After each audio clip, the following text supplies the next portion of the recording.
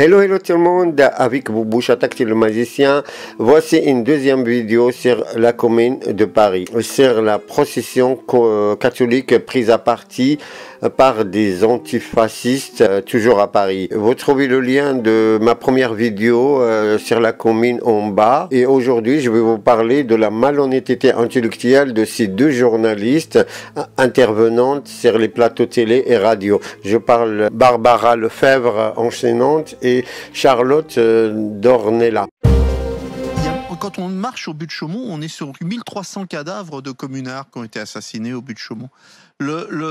Pourquoi on ne travaille pas sur ces questions-là avec les jeunes? Pourquoi on ne travaille pas sur cette question justement des Versaillais? Comment l'armée a répondu à une révolte populaire?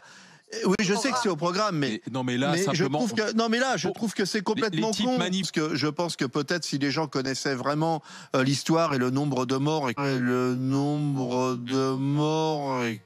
communards qu'on commémore, rien à foutre de vos évêques de merde. Attendez. Parce qu'il y a 30 000 fusillés, monsieur, voilà. Comment ça s'est passé? Par exemple, il faut savoir que l'intégralité des photographies qu'on a d'un mec qui s'appelait Absel Happer, qui est le photographe de la commune, sont fausses. Ce sont des photographies de reconstitution après la commune. Partout où précisément on voit ces prêtres tués sont des fausses photos. Les photomontages des frères Happer sont bourrés d'invraisemblances. Aucun ne respecte les règles de la perspective. Là, les personnages apparaissent à différentes échelles. Ici, les crânes sont disproportionnés. L'expression des visages ne colle pas avec le drame qui se déroule. Il faudrait aussi apprendre le nombre de biens patrimoniaux qui ont été brûlés par les communards, qui ont détruit une grande partie de monuments.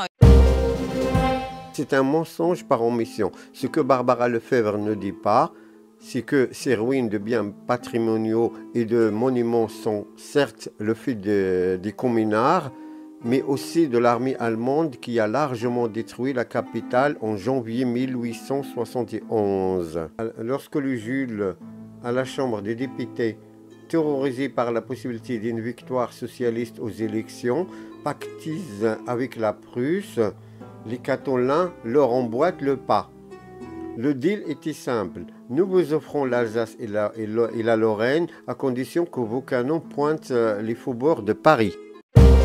On se tape les uns sur les autres en prétextant des événements historiques dont, à mon avis, si on avait réuni tous ces braves gens dans une salle et qu'on leur avait fait un quiz sur la commune, on se serait encore bien marré, comme sur tous les conflits d'ailleurs.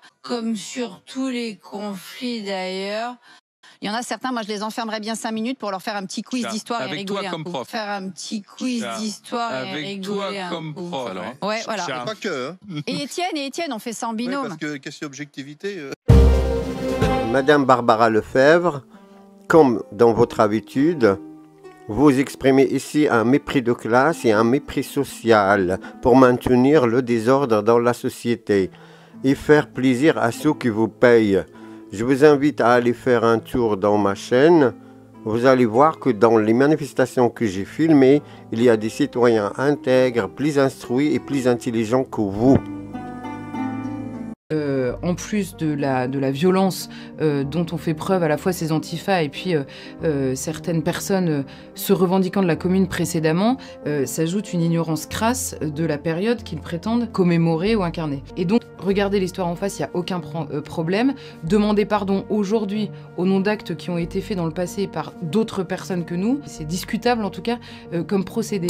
Mais ce qui est sûr, c'est qu'il y a toute une partie de l'histoire que personne ne veut regarder en face, une histoire qui est franco-française, et en l'occurrence celle de la commune, on peut dénoncer et regarder en face la répression horriblement sanglante qui a été mise en place par le gouvernement des Versaillais. On peut aussi voir que la commune et une partie de la commune a été prise d'une folie meurtrière complètement dingue qui a mené à l'assassinat complètement arbitraire de religieux qui étaient exécutés sans autre forme de procès.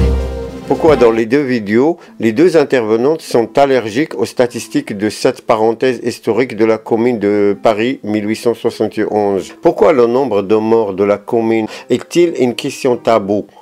Ce qu'il faut savoir, c'est que Charlotte Dornella est une journaliste qui travaille chez Valeurs Actuelles, qui est un magazine d'extrême droite. Charlotte Dornella refait l'histoire de la commune en insinuant que le clergé n'était pour rien dans le cours de ces événements.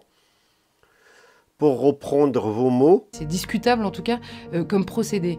vous dites aussi À l'assassinat complètement arbitraire de religieux qui étaient exécutés sans autre forme de procès. c'est pareil pour l'assassinat du communard. Pas de procès non plus.